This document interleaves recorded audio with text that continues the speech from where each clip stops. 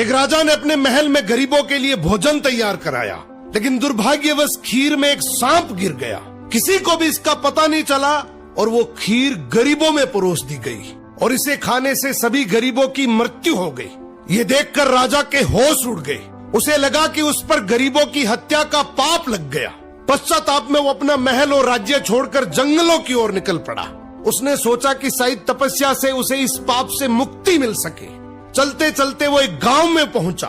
गांव के चौपाल में बैठकर उसने पूछा कि क्या इस गांव में कोई ऐसा परिवार है जो सादा जीवन और भक्ति में विश्वास रखता हो। गांव वालों ने बताया कि यहाँ एक भाई बहन रहते हैं जो बहुत ही सादगी और भक्ति से जीवन बिताते हैं। राजा उसी घर में ठहर गया। अगली सुबह राजा ने देखा कि वो लड़की ध्यान में बैठी हुई है।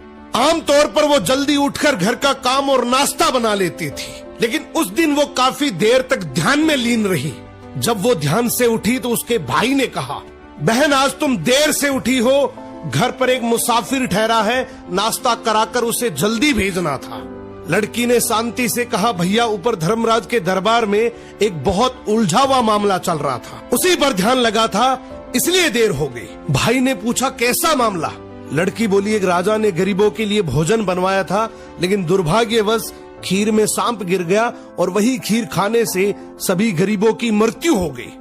अब धर्मराज ये तय नहीं कर पा रहे हैं कि इस पाप का दोष राजा को लगे या उस सांप को या फिर उस नौकर को जिसने बिना जांचे खीर परोस दी थी। राजा ने प्रार्थना की, क्या मैं एक रात और यहाँ रुक सकता हूँ? भाई बहन ने अनुमति दे दी।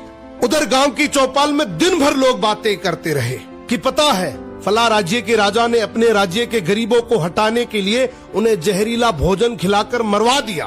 बिना सच जाने लोग निंदा करते रहे।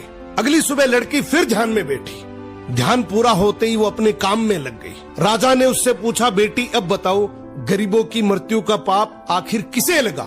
लड़की ने शांत स्वर में कहा, वो पाप उन लोगों को लगा जो चौपाल पर बैठकर बिना सच जाने निंदा कर रहे थे। राजा की आंखें भर आई, ये जानकर कि वो इसका दोषी नहीं है।